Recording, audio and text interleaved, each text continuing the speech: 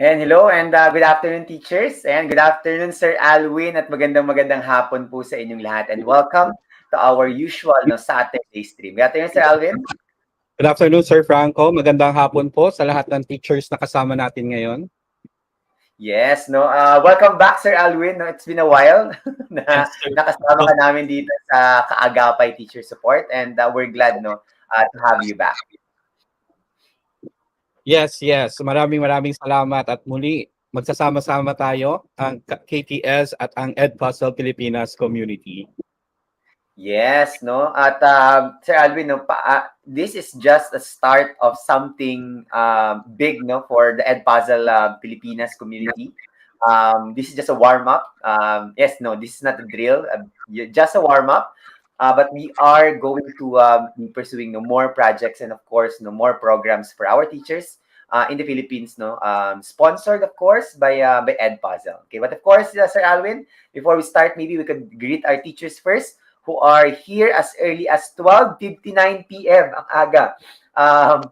2 hours ago. I don't know, 1 hour ago. Okay, Sir Teacher Joy Kenneth Biasong, Teacher Alan Brutas, Teacher Bernadette Irma Cabalya, Teacher Jesus Katangi Jr., Teacher Joy Kenneth, just repeat that, Teacher Maan Tapawan, Teacher Federicia Kalawagan, Teacher Rosemalen Rosel, Teacher Mercy Bangog, Teacher Regine Fenel de la Cruz, Teacher I. Oka, of course, Teacher May Baisa Versosa, one of our active Edpuzzlers in the Philippines, Teacher Alex Javier Alvarez, and of course, I'll end with Teacher Lorena Villano. Go ahead, Sir Alvin. Hello, magandang hapon din po sa mga teachers natin.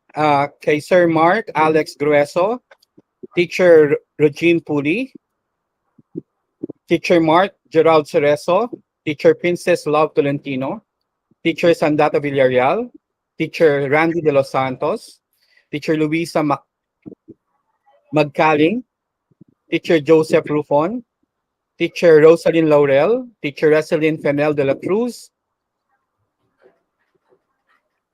Teacher Ram D. At hello din po kay Ma'am Paula May Mendoza. Hi, Ma'am Pao. Then kay Teacher Mikayo Miko, Teacher Marilyn Ortega Flores, and mag-end siguro tayo, Sir Franco, kay Ma'am Rosalyn Navarro. Yes, and for those who were not able to greet, good afternoon po sa inyong lahat and thank you so much for joining us. By the way, Sir Alwin, despite this not a holiday anymore, but we are celebrating in the Philippines the commemoration of our EDSA revolution of 1986. Okay, that's during the time when we had our freedom from the martial law years. Okay, so maraming salamat. So despite of our very confusing schedule for the last few days, okay, maraming salamat for being with us today. And of course, what we're going to have today, teachers, is still part of our reading webinar series. Okay, but this time we'll be focusing on a very important tool, which is Edpuzzle. Okay, that's why the title of our session for today is Lights, Camera, Comprehension, Enhancing Reading Skills with Edpuzzle. And of course, later on, our speaker will be giving us an overview of what exactly we're going to cover for today. So, Sir Alwin, basically what we're going to do here, because last time, on our first session on this webinar series, we had the reading strategies and pedagogies, especially on what they call academic literacy. Okay, but this time, we're going to look at how a particular tool, which is Edpuzzle, can actually help you improve the reading skills of your students. Okay? So that's our main goal for today. Yes. Okay. And of course, Sir Alvin, let's not prolong our introduction, and let us may you now introduce our speaker for today, who will be leading our discussion for this afternoon. Okay, Sir Franco. So, teachers, Edpuzzlers, mga kasama po natin sa Agapay, our speaker for today, with more than 15 years of classroom teaching experience, Imran sees the need to continuously innovate and develop his pedagogical skills. He sees technology as a source of illumination for good teaching and learning, and strives to do so with teachers and schools from all over the Asia and Pacific in the role of a community engagement coordinator with Edpuzzle. Teachers, Edpuzzlers, let's all welcome Mr. Imran Hassan. Hi, welcome everyone. Good afternoon, Sir Imran, and welcome to the Philippines. Hi, I'm glad to be here. My name is Imran, and I'm excited to be on this webinar on using Edpuzzle to enhance reading instruction. Thank you everyone for joining in. I know it's a Saturday afternoon. I am so excited that there are so many teachers who are enthusiastic and eager enough about their teaching that they would spend their Saturday afternoon with us. Yes, no, thank you, Sir Imran. Just to also give you a context, Sir Imran, we have this particular webinar series because reading is one of the biggest problems in our country right now in terms of our education. So we decided to help our teachers. But before we have our session, maybe, Sir Imran, may we have a very short overview of exactly what you're going to cover for your session for today. Sure. So we're going to talk about not just the Edpuzzle features, but basically integration of these features into what you can do for your students in terms of their reading curriculum, in terms of how to increase their motivation and engagement when they are going through reading exercises. So it's not just about how to use Edpuzzle, but basically using that to, more importantly, have that in the lessons, in your learning experiences, so that you don't see Edpuzzle as just something which is on the internet, but it's something to help what teachers are already doing for their reading curriculum. We are excited for that, Sir Imran. So we'll be giving you the floor now, and we'll be in the backstage. Teachers will be in the chat as well. No, so if you have questions or concerns, please do let us know. Sir Imran, good luck on your session. We'll see you in a bit after your session. Thank you. And can I just thank Sir Franco and Sir Elwin for inviting me? I'm glad to be here today. Welcome, Sir Imran. Your presentation is now live, Sir Imran. Okay, thank you. So everybody, please take a moment to type into the comments or the chat and let me know a little bit about your teaching context. This is my first time here. I'm sure some of you already know each other, but I don't know what you teach. I don't know which grade level you teach at. And also, what is your experience with Edpuzzle? It is always great to hear from educators from different parts of the world with different backgrounds and perspectives. So I look forward to hearing from you. So in the comment in the chat, let me know what do you teach, which level you teach at, and have you used Edpuzzle before? Are you an experienced user? You've never heard of Edpuzzle before, and so on. Okay, so let's just have that in the comments.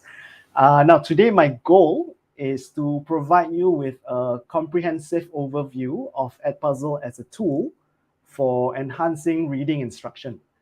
So we're going to cover the benefits of using Edpuzzle in the classroom. We're going to talk about strategies for creating Edpuzzle assignments which are effective. And finally, we're going to talk about tips for integrating Edpuzzle into your reading curriculum. Chances are, if this is something that you've been doing, you already have a reading curriculum, it's not a case of throwing things away. It is a case of how can Edpuzzle make it stronger, make it better, make it sharper. So some of you might be unfamiliar with Edpuzzle, I'm not sure. So let's give a brief overview.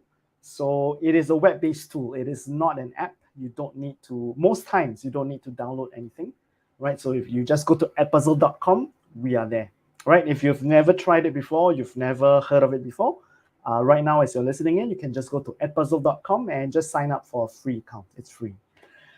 So it is a web-based tool, and it allows you to add interactive question and feedback to pretty much any video. So you can imagine this. Your students are watching a video that you have assigned, right? And then when it comes to a certain point in the video will pause, and a question that you, the teacher, had put in will pop up, right? So it could be any kind of question, right? Since we're talking about reading, it could be about asking the students what is the writer's motivation, for example, right? And then they respond. They can type it in. They can put in an audio response if you enable that.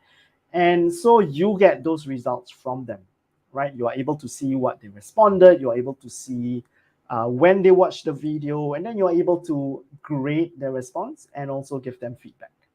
So with all of that, what it means is reading assignments can now have the potential to be a bit more engaging, because it's if you are able to translate that into a video, right? It's no longer the case of having a learning experience which is dry and straightforward, and over and over again. Maybe sometimes students, they get a bit tired of that, right? But it's not all fun and games, because what you're doing is, precisely because you are asking them questions, you are giving them feedback, right? It means that students can stay focused, and because you know what their progress will be like, this also improves their comprehension. Okay, now let's talk a bit about why Edpuzzle can be relevant to reading instruction. So firstly, Edpuzzle increases engagement and motivation, because when you turn a reading assignment into an interactive Edpuzzle, you can capture your students' attention. Again, it's not just them watching a 40-minute video, right? In fact, we recommend for you to have short videos, right? And then we are putting in questions in the video. So once in a while, you're asking your students what they're thinking. You're keeping them engaged throughout the assignment. Now, secondly, Edpuzzle can also improve comprehension and retention. So precisely because you have interactive questions, precisely because you're able to give feedback to the students, you are able to reinforce key concepts. You are able to help students better understand and retain the information. And finally, Edpuzzle can provide personalized learning experiences for your students. As we know, even adults, we are not all cut from the same cloth. We have slightly different backgrounds, slightly different experiences. So if we don't respond well to something which is standard and uniform, why would students? So if you can differentiate your Edpuzzle assignments based on individual needs, based on interests, then you can create different versions, slightly different versions of the same assignment. Let's say you have one video, maybe for a certain group of students, maybe you recognize that they have certain needs, right? Maybe you put in slightly different questions compared to, say, another group. They're watching the same video, it's just that maybe the angle or the perspective might be slightly different. You can vary the complexity, you can focus on different skills, and so on. Right now, this is still the introduction, right? So I'm hoping that you will find this webinar informative and helpful, and that you'll come away with at least one or two practical strategies for using Edpuzzle to enhance your reading instruction, right? If you have questions about anything, just type it into the chat, and we'll get back to you on that. So let's get started. Okay, so I have a few main points here. So I think I have something like 5 main points, right? So this is the first one. Let's first talk about the benefits of using Edpuzzle for reading instruction. Now, firstly, as I mentioned just now, Edpuzzle can help increase engagement and motivation. So let's be real here. We do know that reading can sometimes feel like a chore for some students, especially when they're asked to read long passages or texts which are complex. So when you turn a reading assignment into an interactive Edpuzzle, you capture your students' attention, you keep them engaged throughout the assignment. So imagine this. I'm not sure what is your standard practice right now. So perhaps it is maybe a certain text that they have to read on paper, right?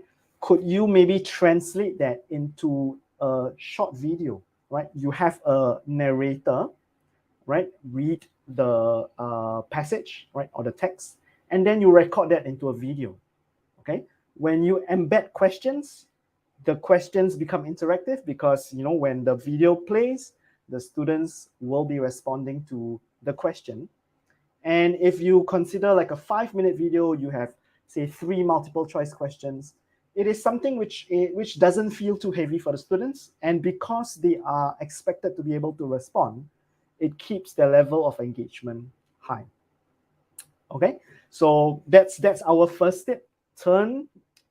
First turn that reading assignment into a short video clip, right? From that video clip, turn it into an Edpuzzle assignment. How to do so? I see that some of the people in the community have been very helpful here. You've been putting in YouTube videos in the comment section. This is how you do this, how how to use Edpuzzle. So basically, go to edpuzzle.com, and from there you can upload videos. You can use YouTube videos for you to turn them into Edpuzzle assignments.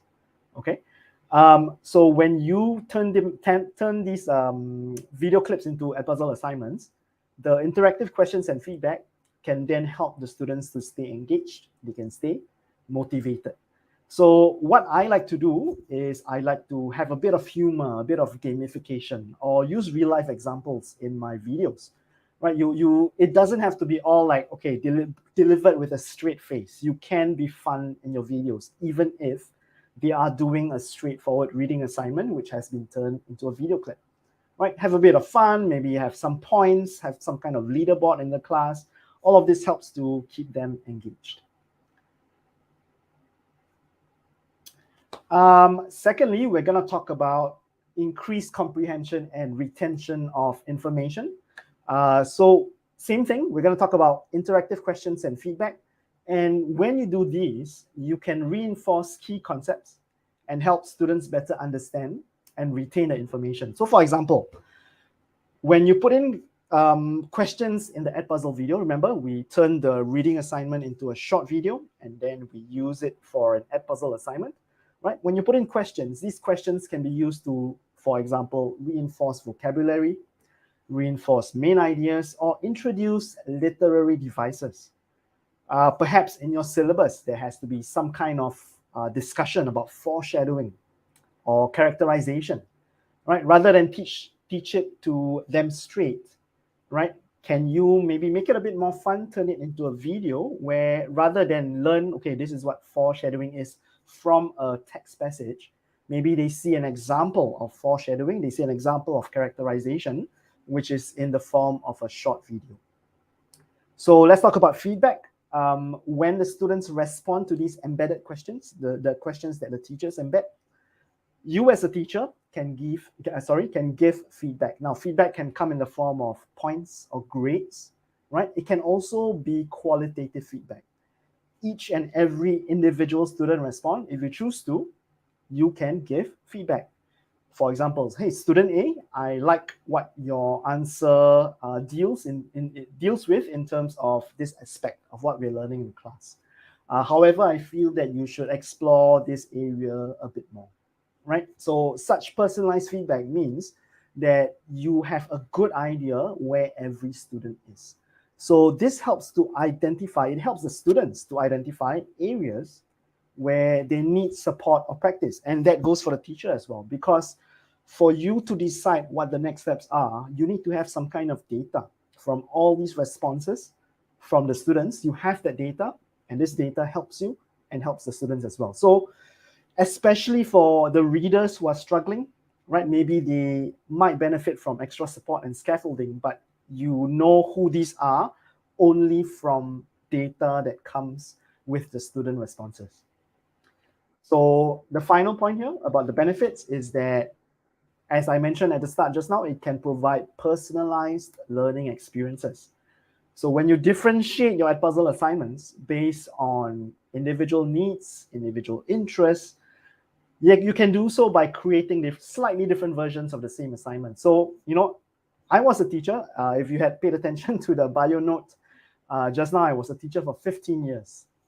I know it. Teachers are super, super busy. So what I'm not asking you to do, I'm not asking you to double or triple your load, because when you think, oh, different versions, that means I have to come up with 3 different videos. Now, it can be the same video, but perhaps the things you ask for each group of students, right? Maybe in your class, you decide, okay, there's one group of students which is, at this level, and that level, right? So perhaps the kind of questions you ask could be slightly different, right? Or maybe you know them very well. You've taught them for 1 or 2 years. You know that there's a group of students with a common interest.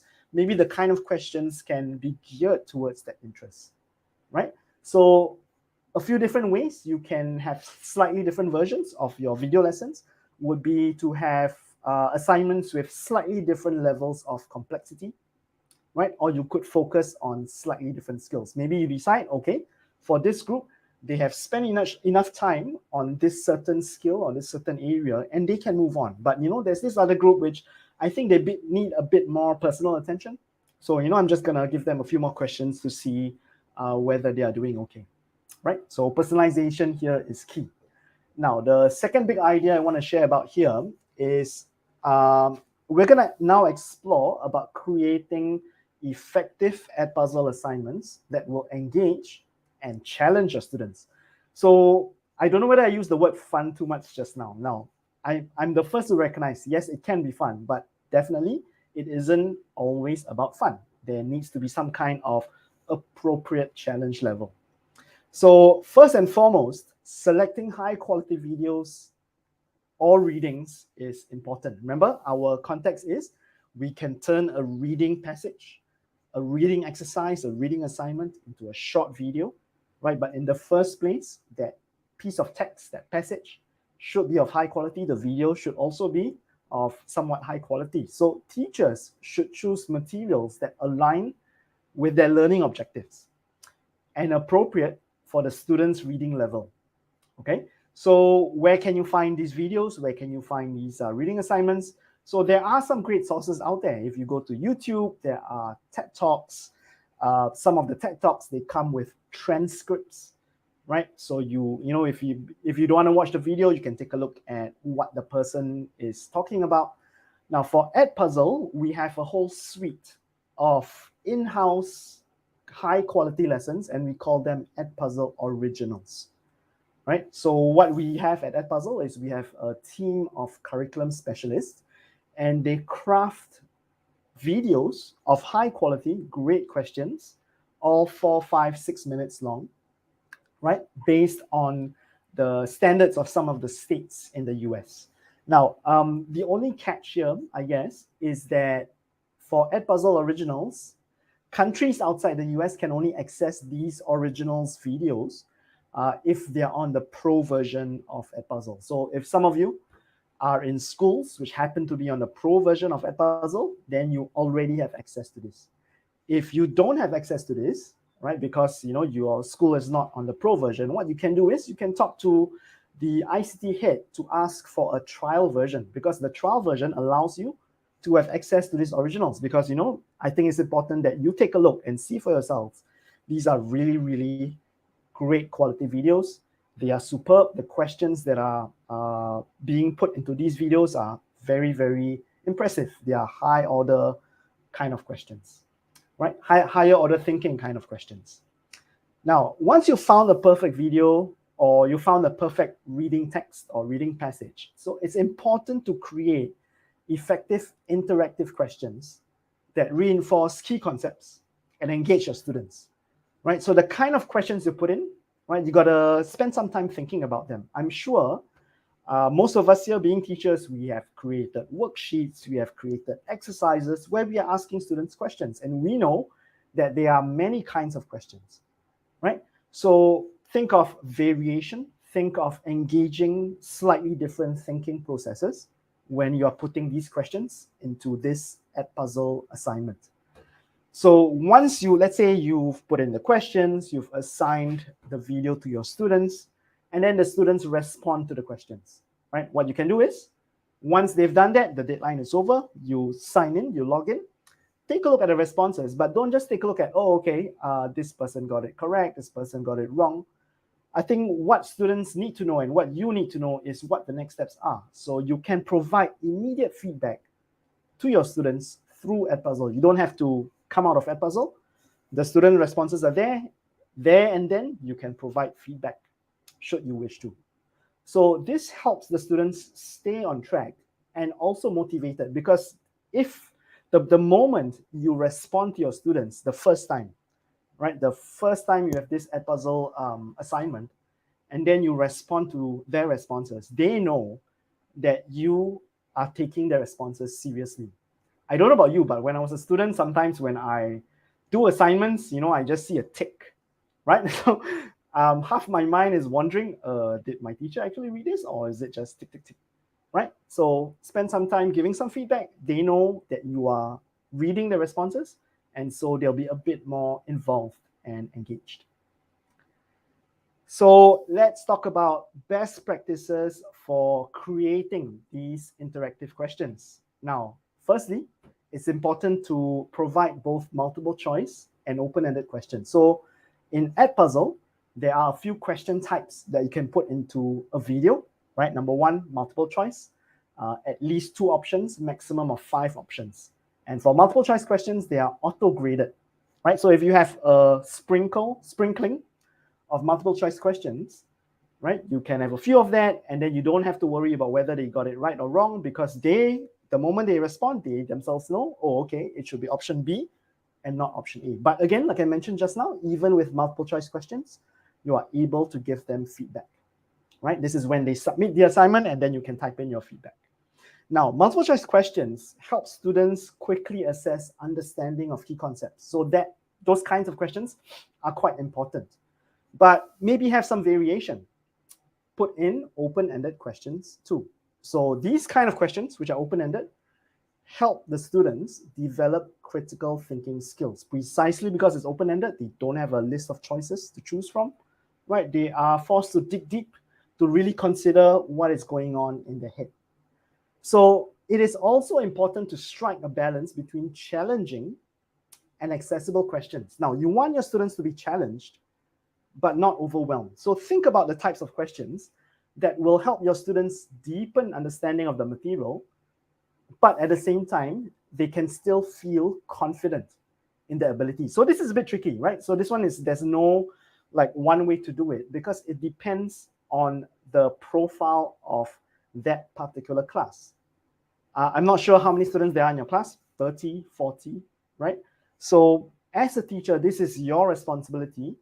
It is your job to know what your students are like when it comes to your subject, right? What kind of mix of questions are able to challenge them and yet not demoralize them, because that's the last thing that you want to do. Now, finally, scaffolding assignments to meet different student needs is crucial for student success. So some students may need more support, they need more guidance, and Edpuzzle can be a great tool for differentiating instruction. So let's say you have that one video, create slightly different versions. Again, you can tell I am repeating some of the points because they are that important, right? So you could have slightly different levels of complexity in terms of the question types. You could have slightly different levels of support. So for example, maybe for a group of students, you can provide hints when you are crafting the questions, right? Or for another group, you can provide resources that they can refer to, okay? And what you want to do is, when you are doing all of this, you are meeting the needs of different types of learners, okay? So think about their level of readiness, prepare to create different levels of assignments with more support, with less support. Now, this is where the data is also important, because remember, when they are responding, you get the data. You get the data of how many students have responded, how many students got this multiple choice question correct or wrong, and so on.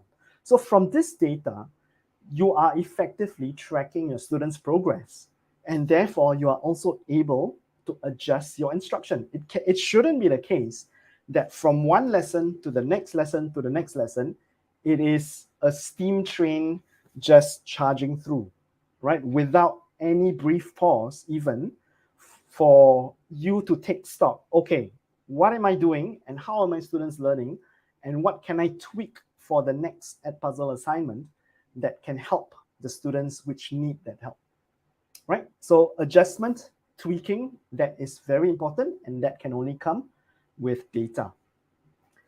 So let's talk about the third big idea. The third big idea here is integration into a reading curriculum, right?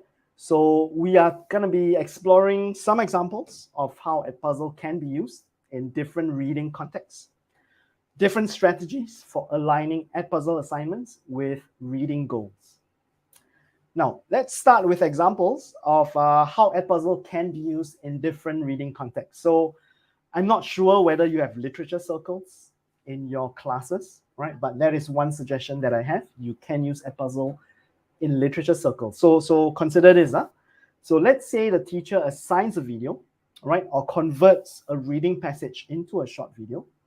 You assign it to each literature circle group, okay?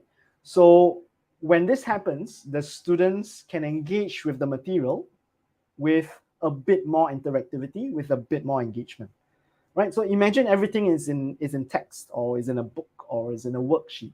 Not that that is wrong, but the idea that something like reading can be translated into a video is something quite exciting, I think, right? So perhaps this could up the level of interactivity, and if that makes it more engaging, why not?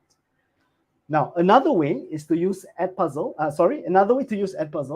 is in independent reading. So consider this. When you assign videos or reading passages related to a genre or a topic, right? What you could do is you could create Edpuzzle video lessons or assignments that reinforce the key concepts related to that genre or that topic.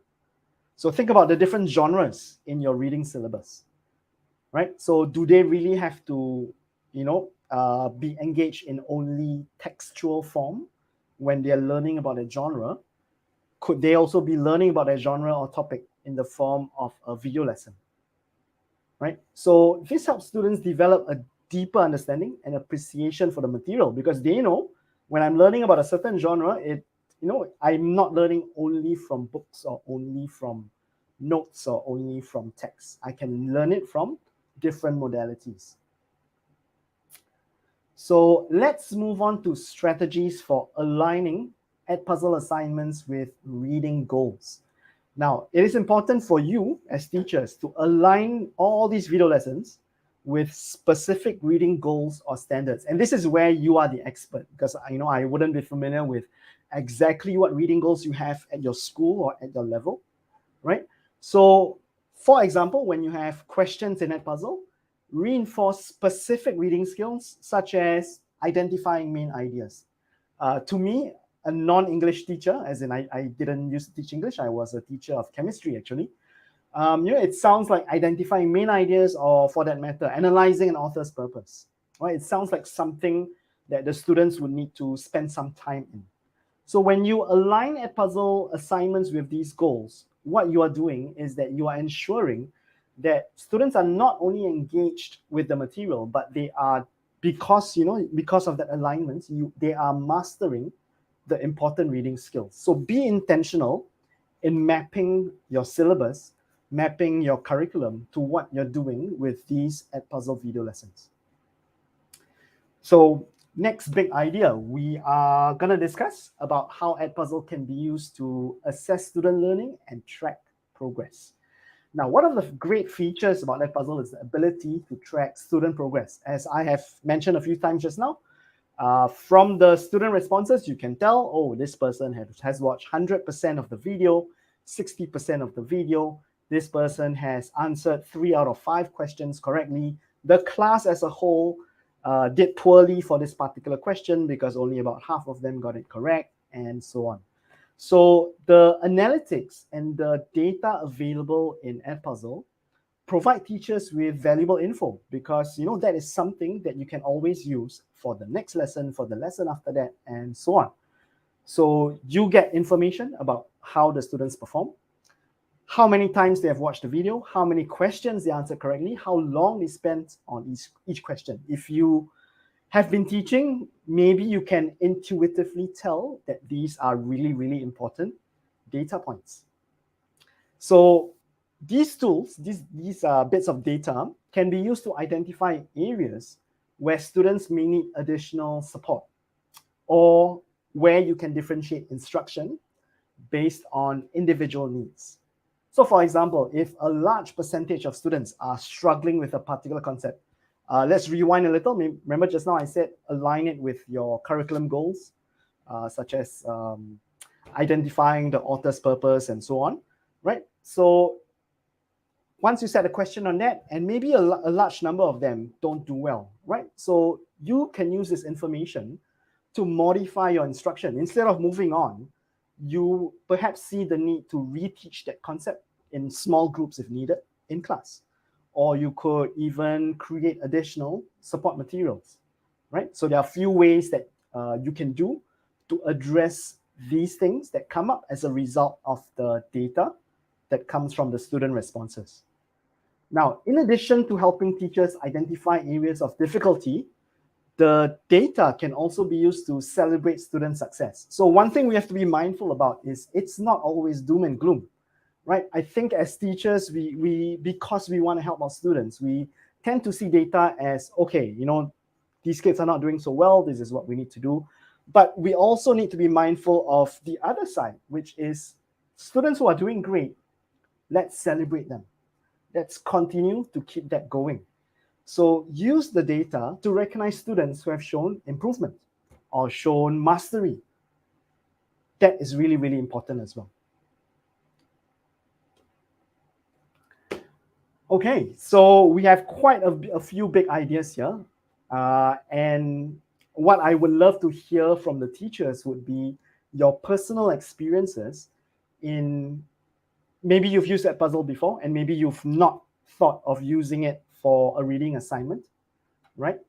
Now that you've seen my big ideas here, right, what are your first thoughts? If you had to cater to a reading skill next week, right, what might be the first thought that comes to mind? That is what I would like to ask of you.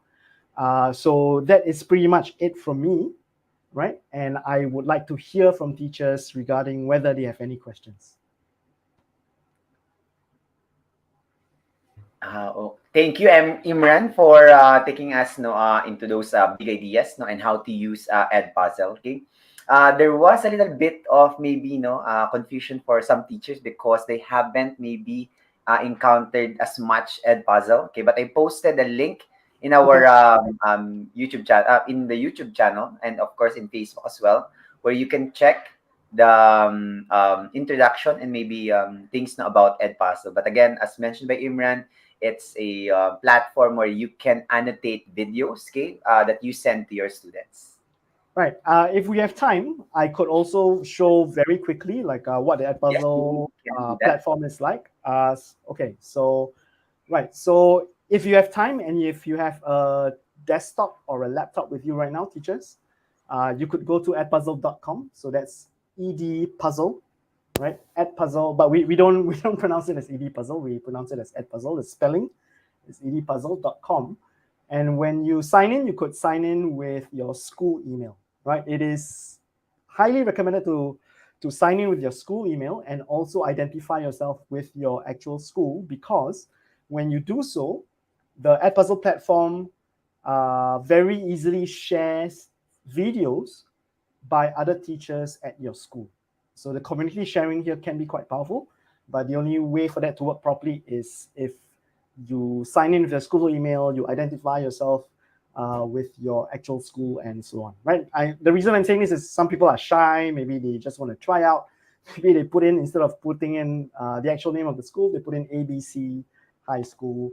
Yeah, so that doesn't help with the sharing between the teachers. So what we see here is the Edpuzzle page, and I was talking about originals just now, right? So can I just bring you to the Edpuzzle original? So again, these are our in-house videos. Now you can use YouTube videos, you can use your own videos. For example, if you want to upload your own videos after having turned a reading passage into a video, you can do that. If you would like to try originals, speak to the person in charge at your school, ask for a trial of the pro version. So let's say we go to these lessons, which are under Edpuzzle Originals, right? So let's go to literary devices. Okay, so let's say in your reading class or your class or English class and so on, there are certain ideas that you want to teach, right? Some of these ideas can be quite abstract, right? So take a look at Edpuzzle, take a look at YouTube videos out there. Are there any videos which address these ideas or these concepts, right? Let's choose one. Now there's one here on analogy, right? So I'm going to choose it. So I'm not going to play the video, right? But what I'm going to show you is this. Let's say the students are playing the video, right? And then the video is at a certain point where the teacher has put in a question. So imagine this, the student is watching the video is playing. When it comes to this point of time, right, the video pauses. And you can see there's a multiple choice question that pops up. What two things are being compared? And you also notice the video doesn't play, and I cannot, there's no way for me to continue playing the video. Right, now you might see this skip button over here, but this skip button appears only for teachers. It doesn't appear for students. So when we talk about engagement, right, we are talking about, is there any way for you to, number one, be able to find out what's going on in the head? And number two, kind of break up the video so that it doesn't become like one long monotonous drone. And one way is to just put in questions at appropriate times, right? So let's say, I mean, to be honest, I haven't read this message. I have no idea what it's about. Let's just choose two answers. Okay, so as a student, I'm choosing these two options. And then I know as a student right away, oh, I got it wrong, right? The answer is not there, right? And then I know, okay, it's probably something else, okay? So this is just a sidetrack. So recently, as recent as last week, Edpuzzle came up with a new feature called multiple attempts. And with multiple attempts, the teacher can make it such that the student can try these kind of multiple choice questions more than once, right? If they choose to, it can be once, it can be twice, up to 5 times, right? 1, 2, 3, 4, 5, or if you want, it can be unlimited times, right? So when the student finishes this video, they can go back and attempt this question again because they got it wrong. Okay, so I know I got it wrong, and I'm going to continue. The article uses analogy and the video continues playing, and then it goes to the next question, which is another set of a set of options for a multiple choice questions, and so on. So let me try to find an open-ended question. Okay, this is also multiple choice. Are there any open-ended questions which I can show you? Okay, so take a look at this open-ended question. Right, so remember the different kinds of questions are multiple choice questions, open-ended questions. So rather than giving them a choice, I want them to dig deep, right? So this is something that they have to create from scratch. This exercise is asking them to create a very short poem or song, and then they can just type it in, whatever it is, and then they can just submit. So when I receive these responses from students, I can give feedback if I want to. So we fully understand that teachers have so many students, you might not necessarily want to give feedback to each and every one. If you want to, you can. If you don't, then give selected feedback if you want to, okay? And then they can submit. So this is an overview of how the student interacts with your Edpuzzle video lesson. So what you need to do is take a look at the reading assignments, the reading exercises that you have right now.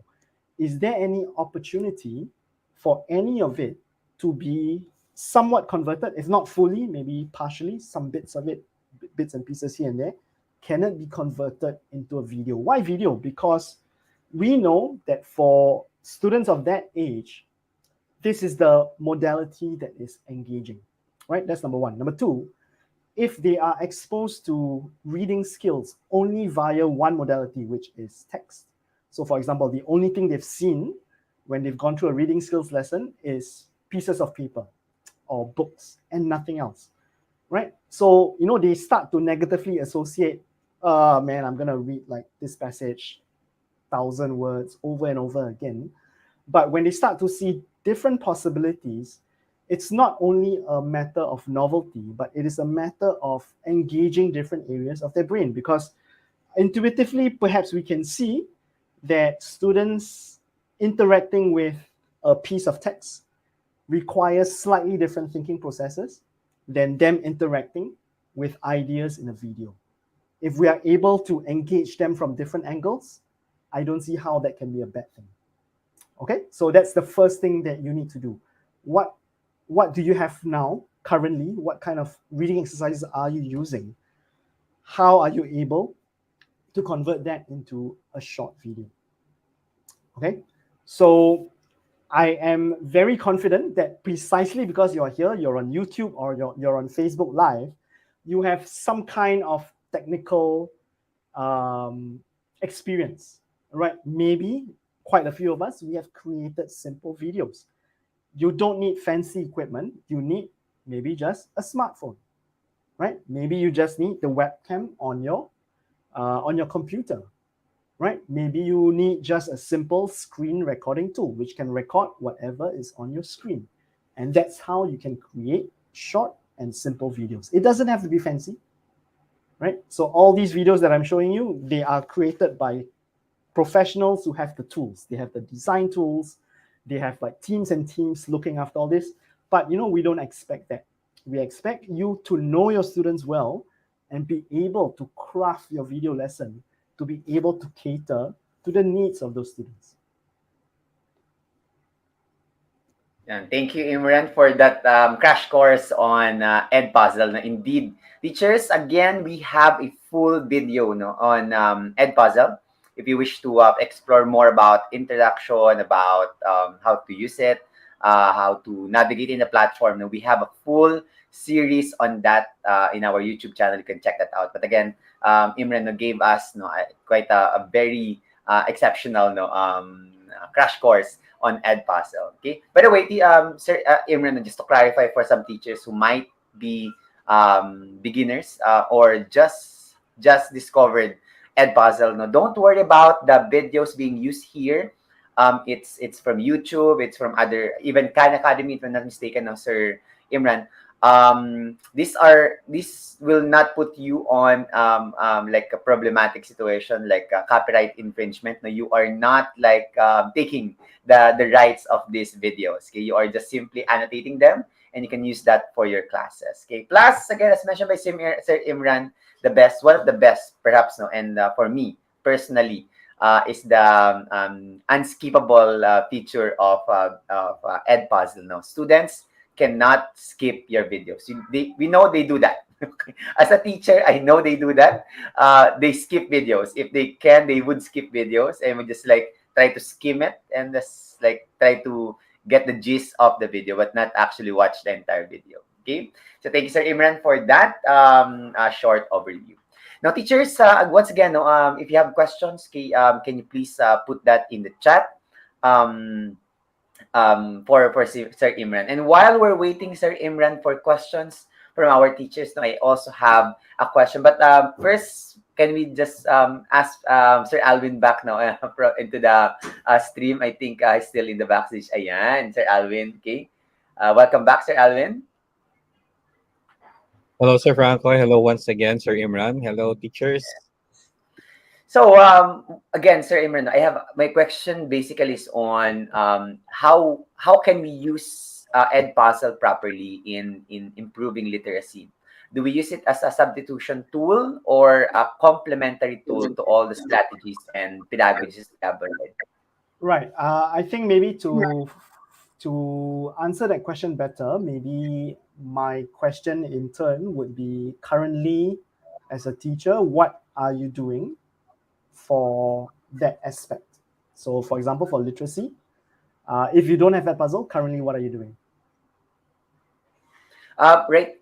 Well, I'm not really in as a language teacher, but as a social science teacher, we also promote literacy through a model called the OPCVL model, wherein we ask our students to analyze sources, texts using that particular model. So we ask them to search about origin, purpose, and of course the content, and even the value and limitation of the sources. Okay.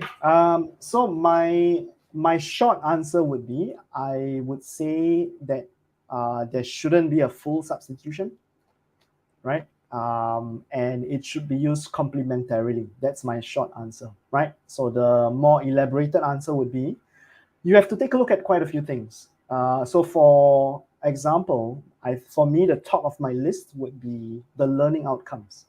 What are the learning outcomes you're looking at for that particular unit?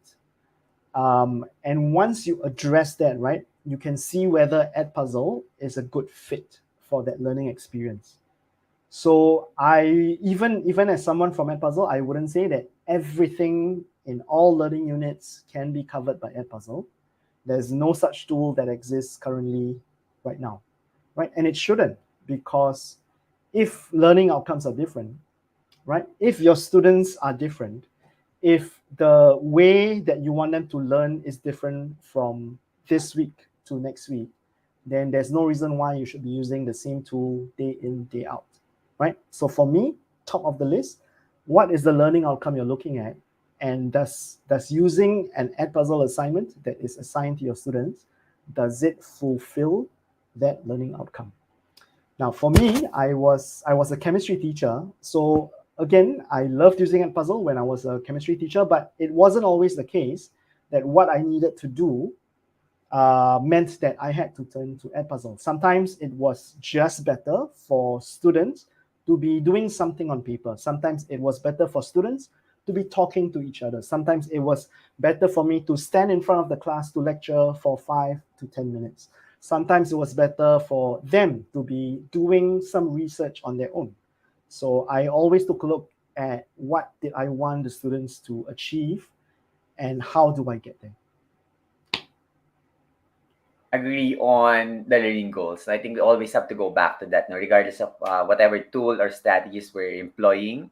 The learning objectives, no, should always be our anchor to check on the effectivity and the necessity for a particular tool or application. Okay, thank you so much, Sir Imran, for that. Okay, Sir Alvin, do you have a question or can I ask another question? Because although we have a question here in our audience, Sir Imran, which I think you can also address. Okay, can I use Edpuzzle in higher level like college? Definitely. We already have universities all over the world who are using Edpuzzle. These are lecturers, these are professors who are using it with not only their undergraduate students, but their postgrad students as well. So I think when it comes to videos, it is something which is across the board. It doesn't appeal to only younger learners, even adult learners. Even as an adult learner, currently I'm taking like some classes at my own time. When we are learning through videos, it's something that can be engaging. So it is not only for the younger students. So yes, definitely, it is something you can try with college students. Yes, on that no level, that I think that it's reflective in the popularity of like platforms like TikTok or Facebook now with videos or reels of Facebook. Anyhow,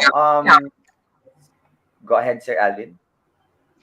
Sir Franco, I just want to ask one question for Sir Imran. It is in line with using Edpuzzle video for reinforcement, and then maybe we can use visible thinking routines, such as think, pair, share. Can you give us an example or a good strategy or a walkthrough on how we can use this? Maybe it would be helpful for our viewers on how to have this kind of integration. Is it specific to say think, pair, share? Yes. Yeah. Okay. Is it okay if I share my Edpuzzle page? Okay, can you help me stream? Cool. Okay. So let's go to a video, and let's say now I'm taking on the role of a teacher, and I want my students to not only watch the video themselves, but to be able to exchange ideas with their classmates or their classmates. Okay, so I'm going to open this video, right? And then maybe I want to make sure that I'm not just putting in questions, because what you can do as a teacher is you can select the appropriate point of the video where you want to put in that question, because obviously the question you ask should be related to what the video is talking about at the time, right? So maybe I play the video and then maybe I realize, Complicated feelings. maybe at 51 seconds, for example, there is a concept being made that, number one, I want them to think about. Number two, I want them to be able to share it with someone else, right? So what I can do is this. So I can edit it, right? So let's go to 51 seconds again. Used to, although here to excite, explain uses of explain uses a series of. Okay, it's 52. Okay, let's see whether we can go to 51. Okay, we're at 51, right? So maybe I want them to first think individually, because that's what think, pair, share is. They have their own individual thoughts. So maybe they can ask,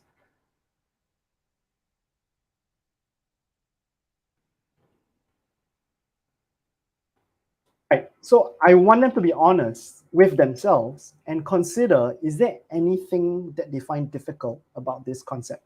Maybe it is the first time they're learning about analogies. Maybe they're not too familiar with this, right? So when I put this in, it allows them, because that's private, the response is private between me and this student, right? So it gives them some confidence in knowing that, okay, I can type in whatever I want and only Mr. Imran is able to see it, right?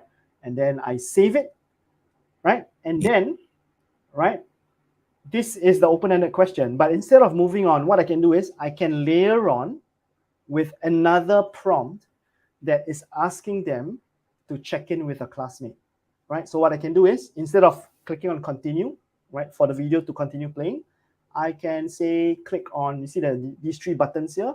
From left to right, this is multiple choice, this is open-ended, and this is a note. So I want to add a note.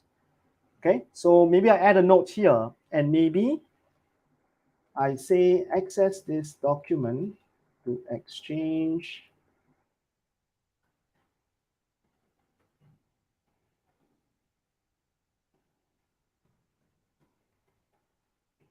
right. Now, I'm not sure whether you're familiar with this idea of clock partners, but one thing I love to do is when I see my students on the first day of school, I get them to have partners according to the numbers on the clock. So 12 o'clock, 1 o'clock, 2 o'clock. And what this means is when I'm asking them to have conversations, they are not just turning to the person next to them or turning to their best friend. They have a possibility of 12 different people in class where they can talk to. So if I tell them 1 o'clock is person A, 2 o'clock is person B, and so on, right? So if I give this instruction, I'm asking them to have a conversation with a certain person in class. And what I can do is this instruction to access this document, I can hyperlink it to a shared document, for example, a Google Doc, or a Padlet, or basically any other platform that allows the different students in class to interact with one another. Because now that they've shared their difficulties with me, I want them to be able to chat about this with somebody else. So I highlight access this document, and then maybe I put in the URL for that Padlet, for that Google Doc, and so on, right? So again, you notice the video has not moved. This is still at 51 seconds. So number one, I ask them to share with me what their thoughts are regarding, whether this is difficult. Number two, I don't stop there because I want them to be able to connect with others regarding their difficulties as well. So this is how I can do it. I can just layer on another instruction. And that's how a simple thinking routine such as think, pair, share can be done for Edpuzzle.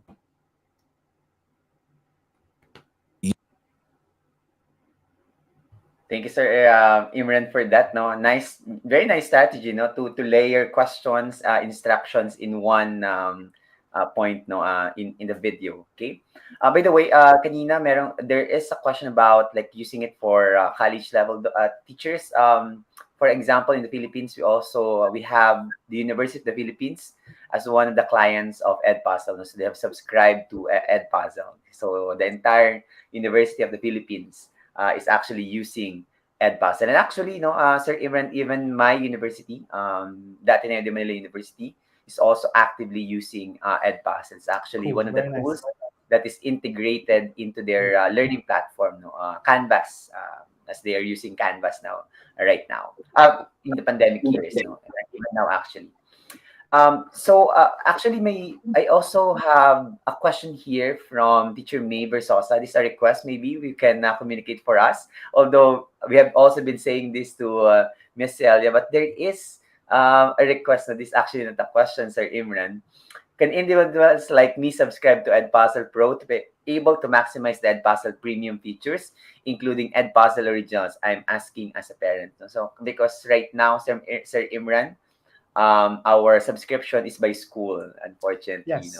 So I'm 95% sure about this, but I think currently the Edpuzzle Original suite of videos, it's available to schools which are subscribed. So I don't think it's available on the individual pro plan.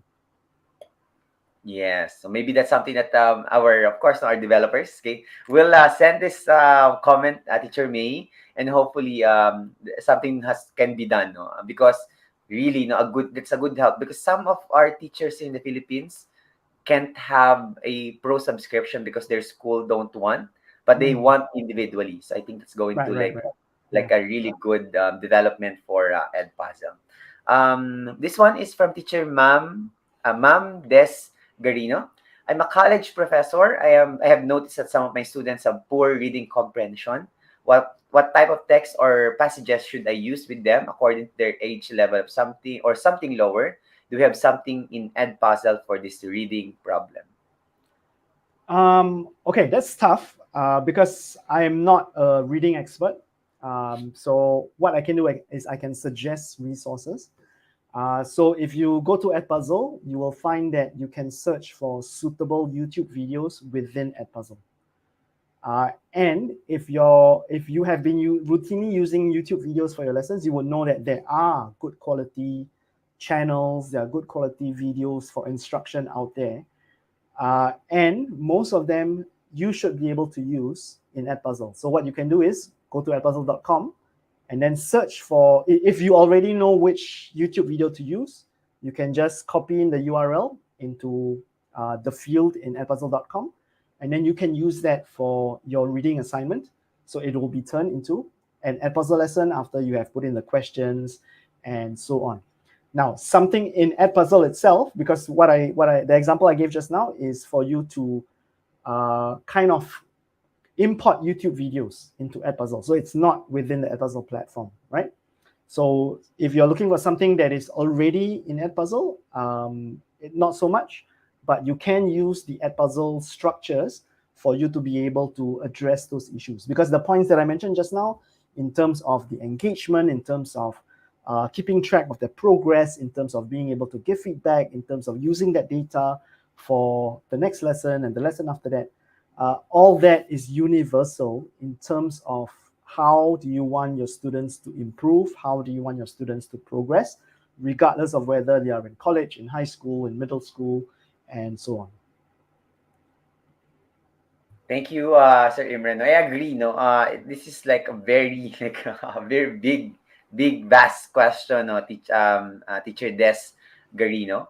One thing that I could suggest though, one strategy that we use in our school, although this can or may not work in a college level. If there are like words that are very difficult to understand, we unlock it for them already. So we have like a glossary of terms whenever we use text in our assessments or maybe instructional materials to also aid the students. Plus, I think, no, teacher Sir Imran and of course Sir Alwin, there are so many AI tools nowadays that we can use to help our students, to aid our students whenever they're reading or they're writing things in text. No, so that's when online tools will actually come very handy. But because of course, if it's a printed material, we have limited tools to help our students or assist our students with reading. Yan. Thank you, Teacher Des. No? According to Teacher Des, wow, that's great. Thank you so much for your response, Sir Imran. Okay. So my question now, Sir Sir Imran, is more on aside from, of course, from I think I've lost my question because I've been taking this question since earlier. But what are other features maybe aside from the ones you've mentioned, Sir Imran, that our teachers can explore as well in Edpuzzle to further help them, not only maybe in reading but also in their subject areas? Okay. So if you have been paying attention, so all the teachers here, if you have been paying attention, you will know that in a gist, Edpuzzle is about you taking a video, putting in questions. So you are customizing the video by putting in your own questions, right? And then getting the students to respond, and then you have the data, right? So maybe in 1 or 2 sentences, that's what Edpuzzle is all about. What if we could flip that? What if instead of the teacher doing the work in terms of looking for the video, thinking what questions to ask, putting in the questions, submitting it to the students, what if we could turn that around And we want the students to be the ones thinking about what questions to ask. Because as an educator of 15 years, I have been exposed to this idea time and time again.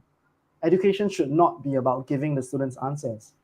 It is about teaching them what questions to ask, right? Because things change, things evolve. But as long as they know the kinds of questions to ask, they will not go astray. So we have that feature in Edpuzzle. We whether you're on the free version, whether you're not on the free version, we have that feature. And Sir Franco or Elwin, is it okay if I stream my my Edpuzzle page again? Okay, so what is this all about?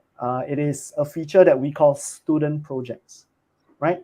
So if you don't know why it's called student projects, don't worry about it. Just think of it as now you're handing it over to the students. You are asking students to either find a video or create a video and put in the questions and submit it to you as an assignment. Okay, so I'm just going to show you some quick steps, and then we're going to talk about why is this a powerful tool. So if you want to do this, those of you on edpuzzle.com right now, what you can do is if you go to the blue button in the top right, which is labeled Add Content.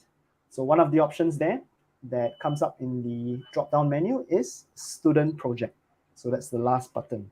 So when you click on it, it says here, oh, okay, there are a few things I have to fill in. So the idea here is you are giving an assignment to the student for them to either find or make a video and put in questions, right? So let's talk about analogies, right? So maybe this whole idea that you are learning or you and the class are learning about analogies, right? So maybe the goal is for the students to either create or find a video that illustrates an analogy, right? So for example, create a video that illustrates an analogy. Okay? So maybe in the instructions, what you want to tell the students, okay, find a good video. Maybe it shouldn't be longer than 3 minutes. And what I want you to do, right, when you submit this video, I want you to have one multiple choice and one open-ended question, right? And then I can choose, as a teacher, I can choose, do I want them to just go on YouTube and look for a suitable video on YouTube, right? So I can just check that. Or do I want them, especially for the older students, do I want them to make a video from scratch? They can use their phone, they can use their other devices, right? They can upload a video. Or maybe I want to give them a choice. They can choose to either find or make a video. Then I can check both of the boxes, right? And then I can assign it to my students. So when the students receive this, they see, oh, okay, I have to find a video, right? When they click on it, it takes them to YouTube within Edpuzzle. So it doesn't like open up in youtube.com. It's YouTube within Edpuzzle. Then they can type in the search terms. And then once they choose the video, they are taken to the page where they can also put in questions, put in their comments, put in open-ended questions, and so on, right? So it's exactly as if they were the teacher. So the only difference is once they're done and they click submit, that video goes to you. Now, why might you want to do this? So there are quite a few reasons. Number one, can you imagine the diverse kind of videos that will come in? When you are assigning videos to your students, it is due to only your interpretation of what this learning experience can be, right? Maybe you think, okay, I want my class to learn about analogies. Okay, I think this video is suitable. Okay, maybe the video is really good, but you know what? It's one video. Chances are that diversity more than makes up for it. When all these students submit their assignments to you, what you can do as a teacher is you can select this video, that video, and that video. I think are really powerful. I want the rest of the class to also complete these videos that were done by the classmates. So you can reassign those 3, 4, 5 chosen videos to the whole class. Can you imagine how impactful that is to the student, knowing that all the time and effort and the learning that he or she has put in, right, is now being completed by their own classmates? When I did this, it was really, really something. You can see their eyes shine, right? That's number one. Number two, the kind of thinking that goes into crafting of questions is quite different from the kind of thinking that happens when they are receiving instruction. As teachers, we do this all the time. We need to think of questions. In order to be able to come up with good questions, we need to know the material deeply. We need to know, a bit of the metacognitive knowledge. So when we are asking the students to take on this role, it is demanding a bit more of them. And maybe that's not a bad thing, because the one who learns is the one doing the work. And when they are thinking, okay, I got to come up with a good question, I got to come up with 4 good answer options. I don't want to make it too easy for my classmates in case my video is chosen. So, let's try to trick them a bit by making 2 answers, quite similar, but the concepts are quite different if you know your stuff, right? So the amount of work that goes into that means that their minds are working. And it can be quite exciting because now the ball is in their court. My tip for you is don't make it too overwhelming. They shouldn't be expected to make or look for 30-minute videos, 1-hour videos. Something like 3, 4, 5 minutes is fine, right? Because the idea is we want them to be able to come up with this. And being able to come up with this means that they have to know the stuff.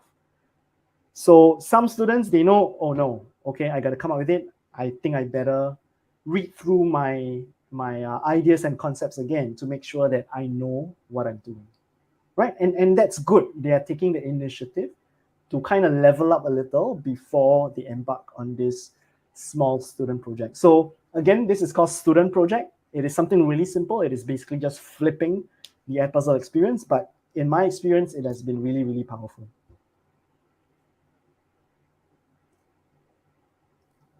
Thank you, Sir Imran, for that. No, I think really the student project aspect of Edpuzzle is something that worth exploring by all our teachers. Okay, to provide more venues, no, for students to actually engage with their lessons. Thank you so much for that, Sir Imran. Okay, teachers, if you have more questions, no, eto na, Sir Imran, I remembered my question that I was supposed to ask earlier. Sorry Okay. for this. No, it's We're okay. getting old. No, we're getting old. But the question is that can Edpuzzle be used for tracking reading progress? Because as teachers in the Philippines, when it comes to reading, that's something that they would want to really have as a data. No? So do we have like a means to track data or store data of our students' responses among others in Edpuzzle? Okay, so could I check, when you say track reading progress, what are the indicators or the measurements that you think you need to be able to track the progress? Maybe when we ask them to like read something, because I know that we can also ask them to leave like a voice note, if I'm not mistaken, in our annotations, as Yep. well as maybe in their comprehension when it comes to answering questions, okay, given in the videos that we have provided for them.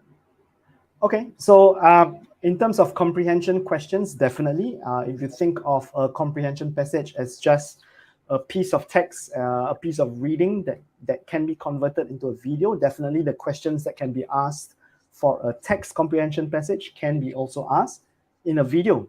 Just like what I showed you, you can put in multiple choice questions, you can put in comprehension questions, right? Now, the second thing is, if you want to know their reading progress, what we have is, like Sir Franco mentioned, is the ability for the students to respond by recording audio. So just now I showed you 2 kinds of questions, multiple choice questions and open-ended questions. Now for open-ended questions, there is a way for you to toggle on audio responses. So when you toggle on the audio response and your instruction is record yourself Reading. explaining this or reading this, right? And then they record it. It's very simple. It's just a button. They press the button, they record themselves, and then they submit. So that response is exactly the same as if it were a text response. So as a teacher, I get the whole list of responses on the same page, whether it's audio, whether it's text, it's all there. If it's audio, I can just play, I can just listen to my students' audio file. So if that is something that allows you to track their reading progress, then yes. Now, what we don't have are maybe very specific tools. For example, the reading speed, the auto recognition of mispronunciation of certain words. So I know some other tools out there have that, but yes, in Edpuzzle we don't. But if an audio file is something that you can start with, right? Definitely we have that in Edpuzzle. Yeah, something they can already use no, the audio file no, or audio recording of our students. Sir Imran, at this moment, we do no longer have questions. There is a question for pricing, but I already gave the Oh. link for pricing teachers. So I just Can I check also on. add on to that? Go So ahead, Imran. it is perfectly fine for you to use Edpuzzle forever and ever with no cost. So one limitation of no cost is that you can have up to 20 videos only, right? So that's the limitation of the free pricing, Free right? version. So if you want to, just keep using it, learn from each other, try it out. I think that's what is important, that you try it out, you exchange ideas with other teachers, you actually do it in the classroom and hear from your students as well. You know, how was that lesson? You know, do you notice anything different? What do you like about it? Yeah, just give it a go. I think that's what's important. Yes, yes, no. So that's true. That's for free. That's one of the things no given by Edpuzzle for the Philippines. Plus, again, you can always contact Edpuzzle directly or us, your Edpuzzle ambassadors, okay? Because if needed, no, we can always arrange communication for the pricing for the Philippines. Because sometimes no, they do give discounts, no, very kind and lenient are the Edpuzzle developers and of course no Edpuzzle community. So don't hesitate to ask us if you need assistance for pricing or subscriptions for the Pro Edpuzzle Pro. So at this point, Sir Imran, no, we'd like to already appreciate your presence, of course, your time that you have spent with us here in our community, and of course, no, sharing your expertise with our teachers. Okay, and of course, as part of our appreciation, we'd like to present no this certificate of appreciation on behalf of the entire Kaagapay Teacher Support Community and Edpuzzle Philippines. So, Sir Alvin? Thank you. It's Okay. very nice. I can't wait to print it out and frame it. This Yes. And allow a me, copy. uh, Sir Franco, Sir Imran, allow me to read the certificate of appreciation. So the certificate of appreciation, this certificate of appreciation is respectfully awarded to Imran Hassan for sharing his knowledge and expertise in the recently concluded webinar entitled Light Camera Comprehension, Enhancing Reading Skills with Edpuzzle, awarded on February 25, 2023, with our training duration of 1.5 hours, signed by the Administrator of Kaagapay Teacher Support, Sir Franco Nicolo Adon. Thank you Thank very you once much. again. Thank you so much. I'm always glad to be in a room of enthusiastic and dedicated educators. There's always so much that we can learn from each other, and let's continue that learning journey.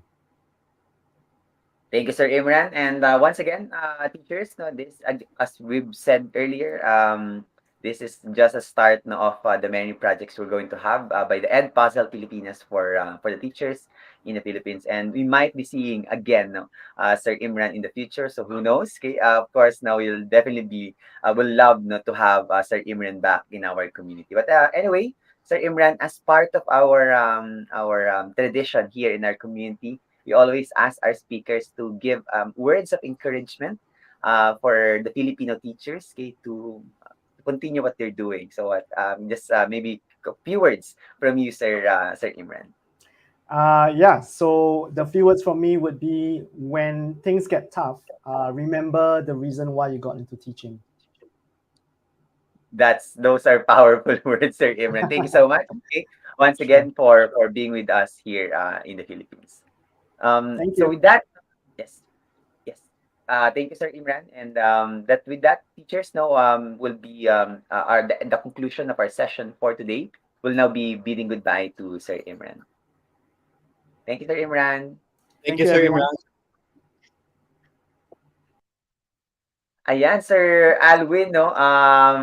patigim pa lang yan, by the way, no? Nagsisimula pa lang tayo sa ating Edpuzzle journey for this 2023. Abangan po ng mga teachers natin yung mga susunod na pasabog natin, no, for our community. So, Sir Alwin, maybe you could mention some of the things that you are planning for our community. Oh, yes, Sir Franco. Ang unang-una at ang isa sa mga pinaka-exciting na event na ating ibabahagi sa ating community ay ang on-site na activities na ng Edpuzzle. So pupunta po tayo sa iba't ibang key cities and different schools na mag-i-invite sa atin na para makasama sila, tulungan natin silang i-build ang community sa kanilang lugar at mas i-explore ang paggamit ng Edpuzzle, lalong-lalo na ang ating balik eskwela ay mostly on-site na po tayo. Yeah, so we'll be seeing you on-site, teachers. Okay, so abangan niyo po kami, no? Kung ano talaga itsura namin sa personal. Filter lang po talaga to, no? Iba kami sa personal. By the way, Sir Alvin, gusto ko lang shout out si Ma'am Des Garino. Ayan, I will surely recommend subscription of Edpuzzle to our school administration. Sir, Ma'am Des, let us know, no? Do message us so we can properly assist you. Okay, yan. Hope you can come to Binyan City, Laguna. We will be there. Okay? Just let us Yes. know, no? Ma'am Des Garino. Ang lapit lang yan. Isang bus lang yan from here, from Manila. We'll be there. So, Sir Alvin,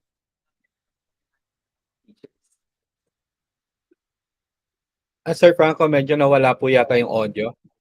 yeah. Sorry. Sir Alwin? Are you Yes, good? yes. Ayan, Yes. okay. Siguro na Sir Alwin, aside from that, no, aside from the on-site training na magaganap, no, with Edpuzzle Pilipinas, abangan din po natin yung gagawin naming mga meet up with Edpuzzle trainer and coaches.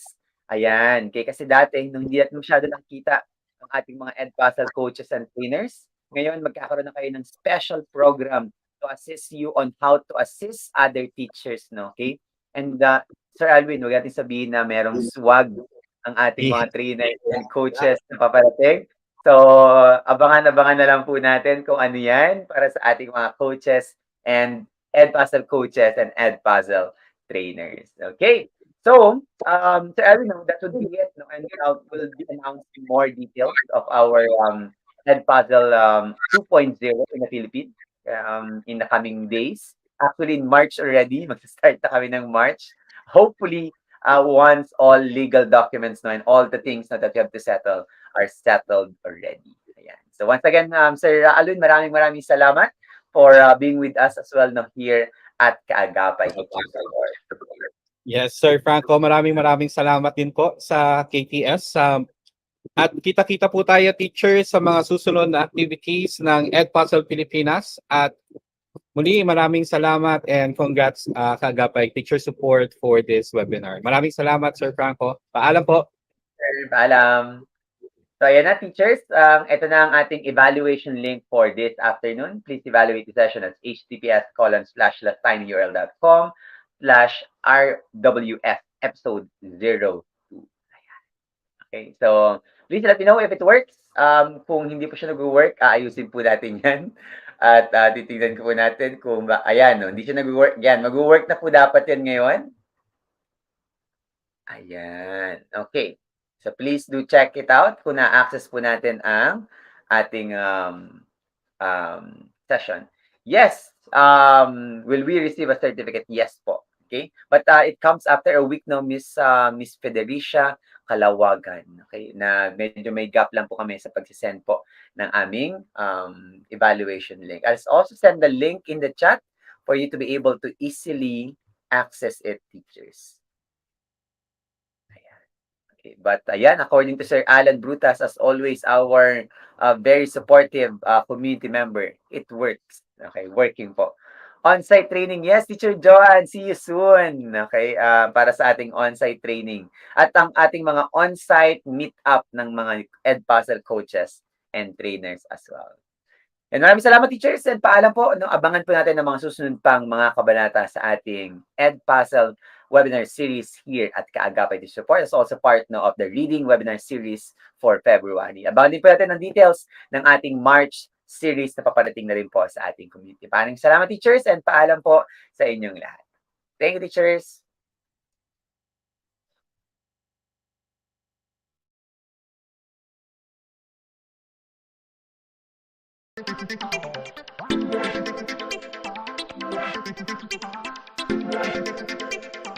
Thank you.